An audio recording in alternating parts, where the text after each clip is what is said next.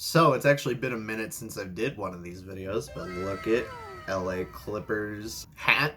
I've actually had this hat for like an entire year now, but I'm not really here to flex off my drip or anything, bro. I'm just a nearly 23-year-old man still making same old videos in the same old room. Nothing's really changed. But what has changed is fighting game DLC.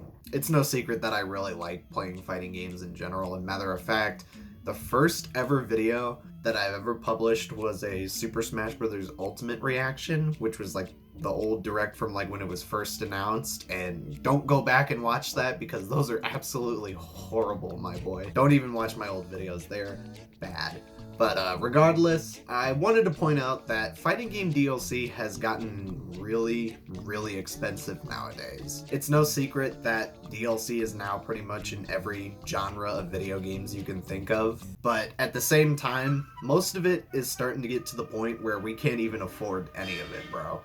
Like, you got like DLC characters, you got skins, and battle passes. There's battle passes in fighting games now. Street Fighter 6 apparently adapted to this battle pass style that I honestly didn't really agree with. I mean, the only time I ever bought fighter coins was just to mainly unlock just a few skins for certain characters I like playing. And guess what? Street Fighter 6, still an amazing game. It's really, really fun, and I haven't really played it in a while though, but I might go back to it now that Ed eventually got revealed. Street Fighter 6 still is an amazing game, but it's being held back by just all the microtransactions and just all this crazy stuff that they're doing. And Mortal Kombat 1, which no mistakenly has stuff doing that too as well. It's probably significantly worse than Street Fighter 6 in my opinion, because don't get me wrong, Mortal Kombat 1, say what you will about the game. I have mixed feelings about it, but I'm still having fun with it regardless. Like, just from the trailers they've shown, Omni-Man was actually kind of cool to see in gameplay format.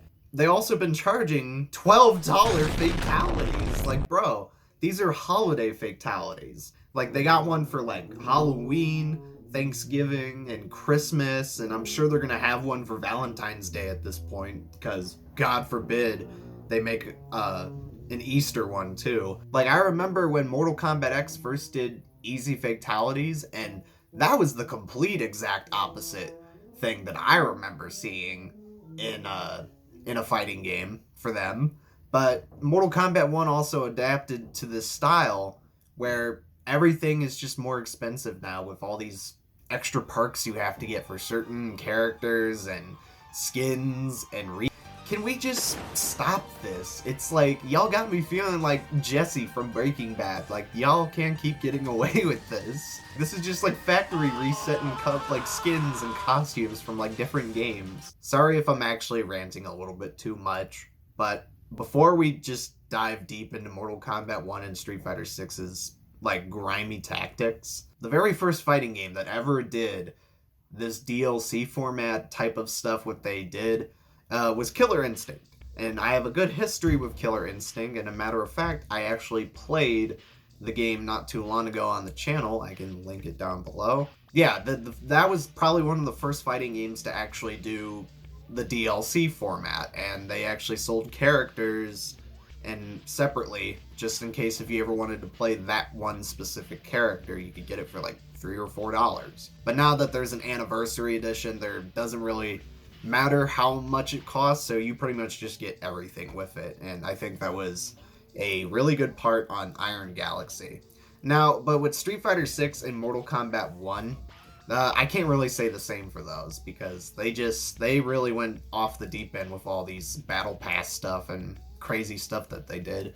But I will talk about Tekken 8 though, because yeah, I actually got to play Tekken 8 over at a friend's house like a week ago, and I got to play on an Xbox Series X for the first time. And I played on it for myself, and I got hands-on experience for what it felt like to not be broke for 4 to 5 hours of gameplay. But have y'all seen the customizing in this game? The characters don't even look like themselves. Like, you got Terry Bogard in there, you got the Power Rangers, you got a Heihachi, like, Jack 7 custom. Like, it's crazy what Tekken fans been coming up with, like, the customizable stuff. And the best part is, hear me out, it's all free. Yeah, you didn't even have to pay all the extra money to even get all that. So you basically get alternative costumes for different characters that don't even cost money. You basically get them for free. And I was honestly shocked. I couldn't even believe it, because when I played that and I looked through the costumes, I was thinking to myself, like, why didn't Mortal Kombat 1 or Street Fighter 6 kind of do this method where you can play like different costumes of certain characters? But then again, Tekken 8 had more of a budget than Tekken 7 in my opinion, because Tekken 7 came out like 9 years ago now and nobody really cares too much. But Tekken 8, bro, still an absolutely fun game, and I still want to play it. Now that I've mentioned that Tekken 8 had better methods of just basically unlocking stuff, I personally believe that fighting games have just pretty much have gotten into the way of greediness. Mainly company-wise. I wouldn't say the developers did an amazing job with Street Fighter 6 and Tekken 8 and MK1, and I wouldn't want it any other way. Mainly just the factor is greed from these companies, because they know they can get a quick buck off of us because they can just make it. Like, as long as it makes money, why even change it, you know? And I wish we could go back to the days where we could just unlock secret characters like we did back in the day. Mainly Super Smash Bros. Does this, you know? Like, Smash Bros. Still continues to give you unlockable characters, and the fact that Smash Ultimate even has like 90 characters in a video game is insane. Like, I go back to Smash Bros. Ultimate once in a while on the channel and I still have fun with it regardless. Smash Ultimate was regardlessly one of the best games, you know, to play multiplayer wise and competitive wise, because it has a wide variety of characters you can choose from, and all of them are unique in their own way. But now, what if I told you that Dead or Alive 6 actually had DLC? But not in the Super Smash Bros. Kind of way, but they mainly, all of the DLC and cosmetics for Dead or Alive 6